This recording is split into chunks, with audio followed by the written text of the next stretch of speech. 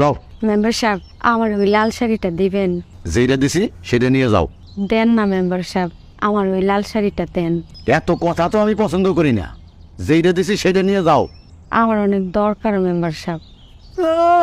যৌবন তো উঠলে পড়তেছে দেখি। হ্যাঁ, লাল শাড়ি পরবা?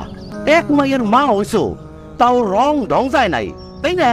হ্যাঁ, আপনি এইভাবে কথা কইতেছেন মেম্বার সাহেব, আমি শাড়িটা একটা কারণে চাইতেছি।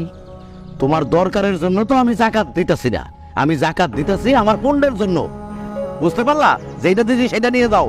মেম্বার সাহেব দেন না, আল্লাহ আপনার অনেক ভালো করব, আল্লাহ আপনার অনেক মঙ্গল করব মেম্বার সাহেব, আমার ওই লাল শাড়িটা দেন। আরু কিরে, লাল শাড়ি লাল শাড়ি লাল শাড়ি কইয়া তো আমার মাথাটা নষ্ট করে দিত করে। হ্যাঁ,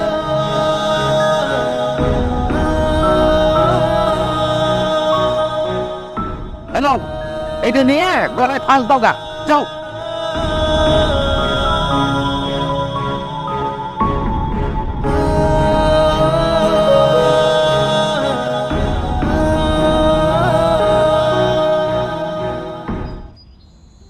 তোমার সাথে আমার একটা কথা আছে। কি কথা কও? কইতেছিলাম কি, আমার এই শাড়িটা দিয়া আমার মায়ের জন্য একটা জামা বানায় দিবা। নতুন শাড়ি গাইতে মেয়ের জন্য জামা বানাবা? পাগল নাকি? মায়াটার অনেক শখ একটা লাল জামা পরবো, তাই ভাবলাম এই শাড়িটা দিয়ে ওর একটা জামা বানায় দিই। তুমি তো সেলাইয়ের কাজ করো, দেও না আমার একটা জামা বানায় ভাবি। তুমি চিন্তা করো না, তোমার আমি মজুরি দিয়ে দিবনি। আচ্ছা দাও, এত করে যত বলতেছো, পরশুদিন আইসা নিয়ে যাও, আমি বানায় রাইখা দিমু। তোমার যে কি বললে ধন্যবাদ দিব ভাবি। নাও।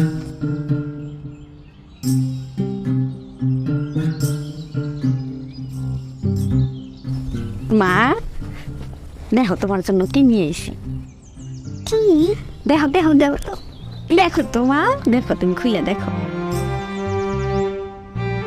আমার জন্য লাল জামা? হ, এটা পরে আমি মিতুগুলোকে খেলতে যাব। আচ্ছা ঠিক আর আছে, সবাইকে রাখাবো আমার নতুন জামা। ঠিক আছে। দেখি তো মায়েরে কেমন দেখা যায়। কি সুন্দর পরীর মতো লাগতেছে আমার মায়েরে। শোনো, এইটা ঈদের দিন পইরা মাঠে যাইবা, তারপরে আইসা গরুর গোস্ত দিয়া ভাত খাইবা, ঠিক আছে? দেখি তো তোমার পছন্দ হয়েছে? হ্যাঁ আমার মায়ের, তুমি খুশি হয়েছ না? হ্যাঁ। এটা তাহলে আমরা রাইখা দিই, সুন্দর করে ভাজ কইরা ঈদের দিন পরবা।